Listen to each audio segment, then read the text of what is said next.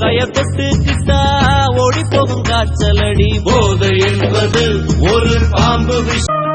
மதுரை மாறி கொழுந்து வாசம் உன்னுடைய வேலைய காக்கும் அந்த நல்லையப்பர் சாமி.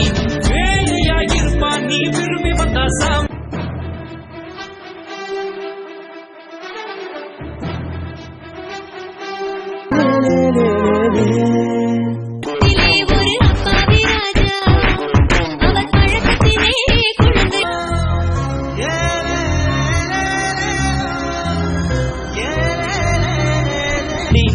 ஒரு கைய தொட்டு கிட்டா ஓடி போகும் காய்ச்சலடி.